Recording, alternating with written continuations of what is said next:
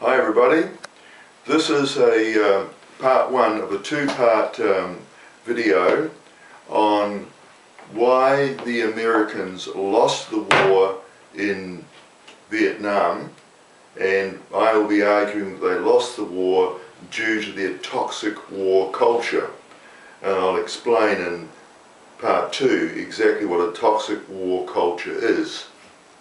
But for now,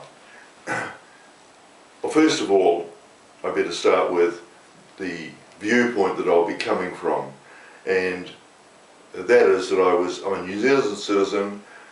I was an anti-war protester during the American War, and when the Americans lost the war, I was very, very pleased, and I vowed that one day I would go over there, learn the language of Vietnamese, make friends with the people who had won that war, and I've done that, and I'm continuing to do that.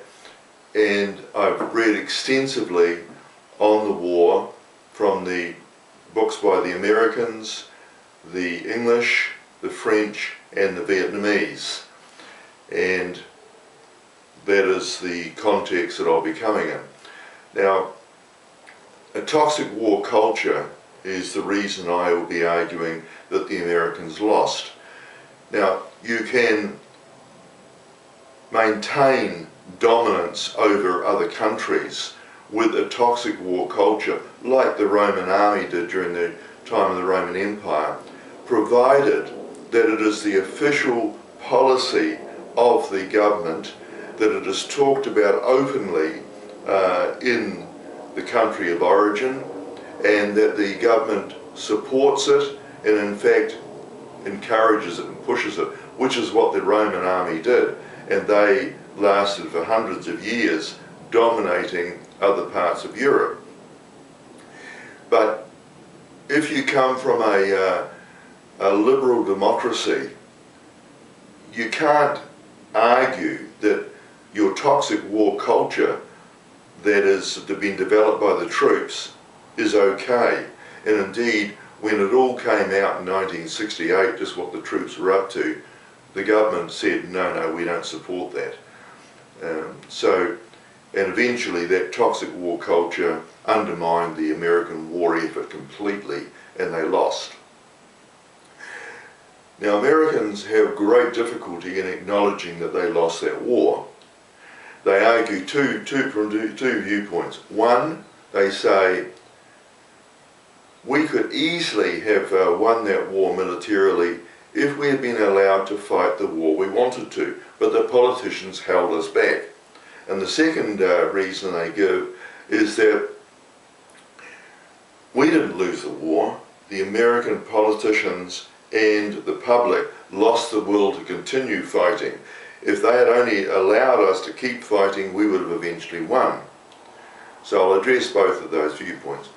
First up, we would have won if we'd been allowed to expand the war as we wanted to. And many American officers have written about the war and argued that viewpoint.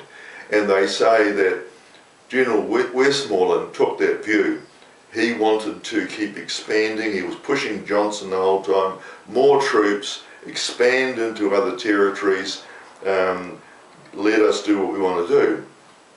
And they believe that if Johnson had given the Westmoreland, the 206,000 troops that Westmoreland asked for in 1968, then eventually Westmoreland would have insisted on advancing into North Vietnam. And many officers, American officers, say that's what we should have done.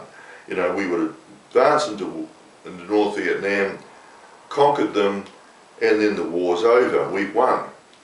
But that, of course, is the thinking of a 1945 military commander. 1968 is a completely different world. You simply can't do that. And the American military just failed to appreciate the world they were living in.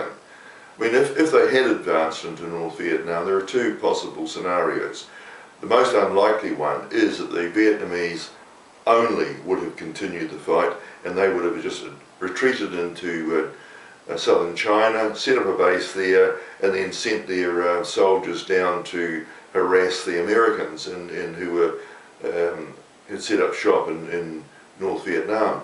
The most likely scenario, however, is that the entire communist bloc would have said an attack on the territory of any communist bloc member is an attack on the territory of us all, and we are in there.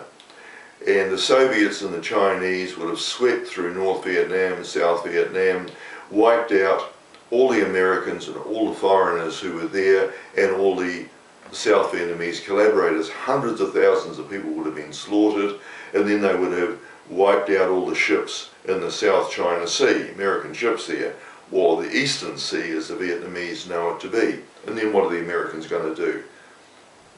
They've only got one recourse, and that's either to surrender and just give up and say, okay, that's it, or to send in nuclear weapons and start World War III.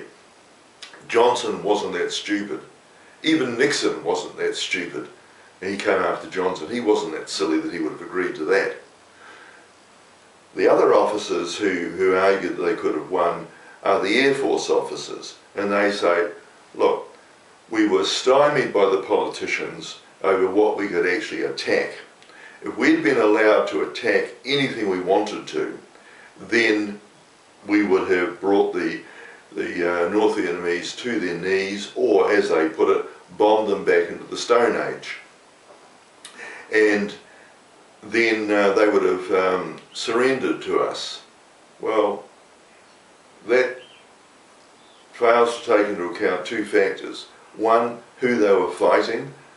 They probably never heard of Lê Xuân, who was the North Vietnamese leader effectively until Ho Chi Minh died, and then he became the North Vietnamese leader after that, officially. He was never going to surrender. Ho Chi Minh, General Giap, never. If they would have sacrificed everybody in North Vietnam in the war against the Americans, and if there'd only been the three of them left in the bunker, they would have continued fighting until they were gone too. That's the sort of people the Americans are up against. And secondly, what country in this universe has ever surrendered due to aerial bombardment? England in the Second World War? No. Russia? They were decimated by aerial bombing? No. Germany? Practically all the cities were wiped out? No, they didn't surrender. Not to aerial bombardment. Japan was nuclear weapons that brought them to their knees. So those commanders are just not living in the real world that think that aerial bombing would have done the trick. And the second point that the Americans bring up is that our military were just doing fine. We could have kept fighting forever until we won. But those politicians and the American public just lost the will to fight. And there's a certain amount of truth in that, because in a liberal democracy, you have to take the people with you. If the people are not backing what you're doing, they can vote out the people who have those, politicians who have those policies, and bring in anti-war politicians. And that was a risk that was going to happen if this war had gone on for much longer. As General Giap once said when the Americans had invaded, how long are they going to last for? 10 years? 20 years? We'll still be fighting. If they're here for 100 years, we'll still be fighting. These were the people that the Americans are up against. They were not going to give up easily.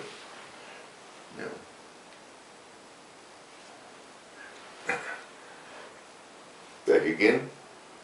Now, by 1965, it was obvious that the brutal dictatorship that the Americans had put into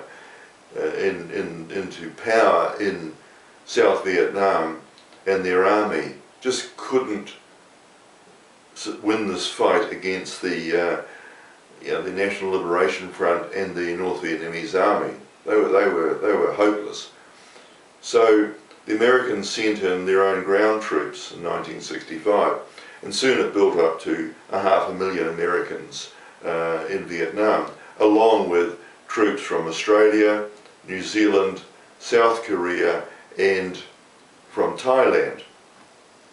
Now, at the time, the media was just full of, isn't it wonderful, we've gone over there to help this embattled government fight communism.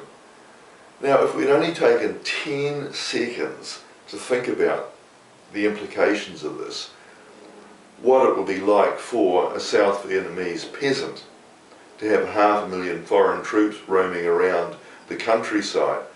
What would it have been like in New Zealand if the government of the day could only sustain itself by bringing in 500,000 foreign troops who then wandered around attacking the opposition.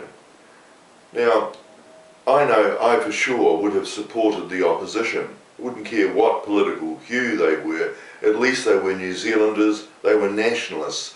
And the New Zealanders who were fighting with the foreign troops, I would have viewed them as collaborators and traitors.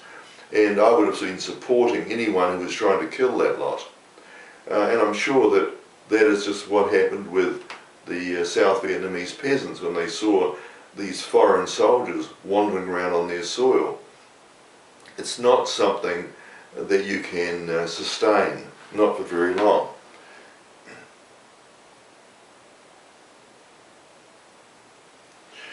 Now, the Americans who came in with the desire to refight World War II.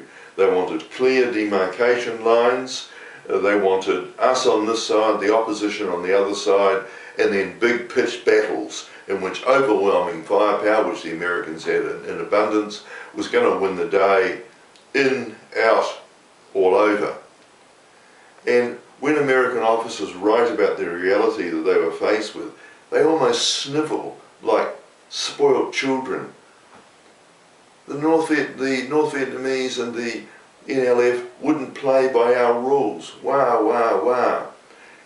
No, they wouldn't. There were no pitched battles to be had. The Americans in the end had to send their troops into the jungle on search and destroy missions to try and find the NLF and the North Vietnamese. And of course they were going into the Vietnamese jungle, which the Vietnamese knew very well and the Americans didn't. So most contact between the two forces was had when the NLF ambushed the Americans. Now, when you take all the gloss right off it, what the American officers were effectively doing was sending their men out as bait. Too bad if you were riding point or the rear, you were going to get killed every time. And they were bait to bait the opposition into attacking them. And once they were attacked, then the officers said, radio in the coordinates and we will fire the artillery rounds and we'll send the warplanes in to wipe out the NLF. Again, the NLF just refused to play by the American rules. And they developed a tactic called hugging the belt of the enemy, which meant rather than being a long way out when they ran their ambush, be in 2 or 3 yards from the Americans. So if any bombings came in and landed on them, they were going to kill the Americans as well. And then the other tactic of the NLF was, we know the Americans have got overwhelming firepower, so we can't maintain this ambush for very long. Just get in, kill as many as we can, then get out. Just fade back into the Vietnamese jungle. Get away from them. So the American officers were then announced, we got into a pitched battle with the enemy and we fought them off and the enemy was forced to retreat. Well, you could see it that way. The Vietnamese writers see it as it was a deliberate tactic given the nature of the warfare that they were involved in. Now, the Americans, of course, were very upset because the Vietnamese were using the jungle effectively as a weapon. So the Americans began dropping dioxin spray all over the jungle to kill the foliage, so that the cover that the Vietnamese relied on would no longer be there. This dioxin landed on American troops as well as on Vietnamese, and today there are huge orphanages in South Vietnam for the malformed children that resulted from their parents being doused in Agent Orange, and the same as in the States. So chemical warfare was then being used by the Americans. Secondly, the Vietnamese, they were smaller than the Americans, so they decided to go for a tactic which put them at an advantage. They dug underground into tiny tunnels which only very small people could crawl through. Now, the Americans, in order to fight against them, introduced more chemical weapons, namely poison gas. Well, the Americans said, this is not poison gas, it's a tear gas. But tear gas used in a confined space is poisonous. So when you fire it down into tunnels, you kill by gassing them, the people who are in those tunnels. And then they poured petroleum petroleum jelly in the form of napalm down there to burn people to death as well. So very, very nasty tactics were being officially used, and this was against what was an increasingly toxic war culture. And I'll talk about this war culture, toxic war culture, in part 2. Thank you.